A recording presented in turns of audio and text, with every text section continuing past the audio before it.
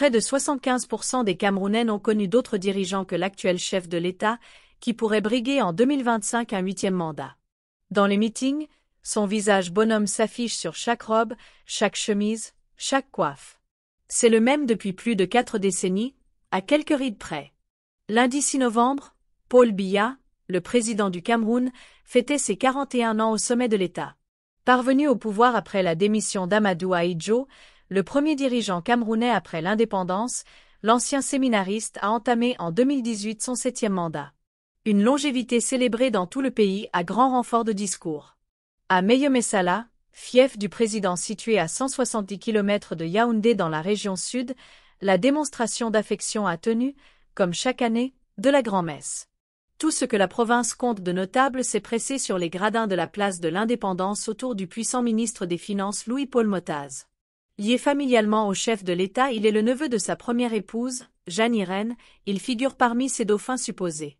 De l'autre côté de la route, les militants locaux du Rassemblement démocratique du peuple camerounais, RDPC, écoutaient d'une oreille distraite la litanie d'éloges. Mus par la force de l'habitude, ils ont communié autour de la flamme, symbole du parti au pouvoir, et loué le tact, la clairvoyance, la dextérité du grand leader. La pièce a été jouée et rejouée tant de fois qu'il fallait prêter une oreille attentive pour remarquer que la motion de soutien, d'encouragement et déférence, lue à la tribune ne s'accompagnait pas, cette année, d'un appel explicite à la réélection du président. Le prochain scrutin est prévu en 2025. C'est encore un peu tôt pour se prononcer, confie Joseph Mbutuze, président de la sous-section du RDPC de Ngoaz-Meyomessala. Il aura 92 ans. Certains supputent que son fils Franck Biya pourrait être candidat, on parle aussi d'un congrès du parti, le dernier s'est tenu en 2011. On attend de voir. Le candidat naturel du parti. Tous n'ont pas cette patience. Le 1er novembre, le secrétaire général du RDPC, Jean Cuette, a ouvertement plaidé, lors d'une tournée dans la région ouest, pour que le chef de l'État brigue un 8e mandat.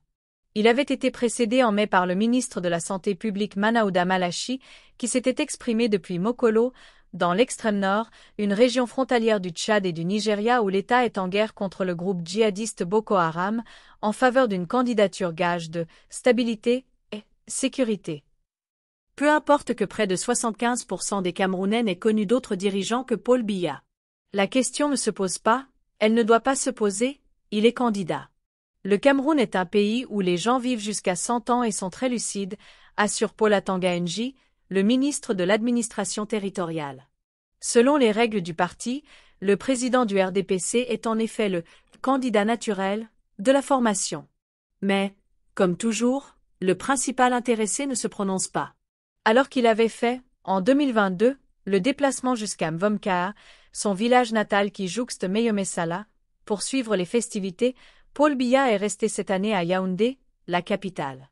C'est là qu'il a rencontré, le 4 novembre, la ministre française des Affaires étrangères, Catherine Colonna, et la secrétaire générale de l'Organisation internationale de la francophonie, OIF, la Rwandaise Louise Mushikiwabo, venue assister à une conférence de l'OIF. Mais, s'il reçoit au palais, Paul Biya se montre peu. Sa dernière apparition publique remonte au 20 mai, à l'occasion de la fête de l'indépendance.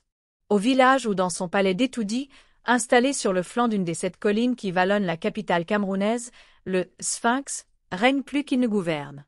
À Yaoundé, les affaires courantes sont expédiées par Ferdinand Ngo, le très influent secrétaire général de la présidence qui détient une délégation permanente de signature du chef de l'État, et le Premier ministre Joseph Diangut. Des réunions du gouvernement se tiennent régulièrement à la primature. Paul Biya n'a pas présidé de Conseil des ministres depuis 2019. Cette absence, doublée d'une imprévisibilité érigée en système, est la principale marque de fabrique du président camerounais. Et le gage d'un pouvoir qui n'hésite pas à fondre sur les ambitieux qui ont eu le malheur de lorgner trop ouvertement sur le trône. La prison centrale de Kondangui à Yaoundé est pleine d'anciens barons du régime, ministres, secrétaires généraux, directeurs d'entreprises publiques, terrassés par l'opération anticorruption, épervier, mise sur pied en 2006 pour apurer le champ politique. Trop faible et éclatée, l'opposition ne représente pas une menace sérieuse. Un coup d'état militaire non plus, à en croire Paul Atanga Nji. Ici, ça ne peut jamais se passer. Jamais, jamais, Jamais, martèle le ministre. Le système mis en place par Paul Biya empêche cela. Le renversement du Gabonais Ali Bongo Ondimba en août par son cousin, le chef de la garde républicaine, 55 ans après l'arrivée au pouvoir de son père Omar Bongo Ondimba, a néanmoins rappelé que la menace existait partout. D'autant que Paul Biya n'est pas immortel. Et la question de sa succession, si elle n'est pas ouvertement évoquée par ceux qui pourraient y prétendre, est dans toutes les têtes. Au palais, plusieurs clans se font déjà face. D'un côté, les proches de la première dame, Chantal Biya, parmi lesquels le secrétaire général de la présidence, Ferdinand Ngo Ngo, et le directeur adjoint du cabinet civil du chef de l'État, Oswald Babok. De l'autre, le ministre des Finances, Louis-Paul Motaz, ou Samuel Mvondo Ayolo, le directeur du cabinet civil. Des puissants qui pourraient envisager, si la situation tournait à son avantage, de se rallier à la figure de Franck Biya. Le fils aîné du chef de l'État, qui n'occupe aucune fonction officielle au sein du palais et s'est toujours tenu loin de la politique, est de plus en plus présent dans les coulisses de la présidence. Passé maître dans l'art de diviser pour mieux régner, Paul Biya s'est toujours gardé d'adouber l'un ou l'autre.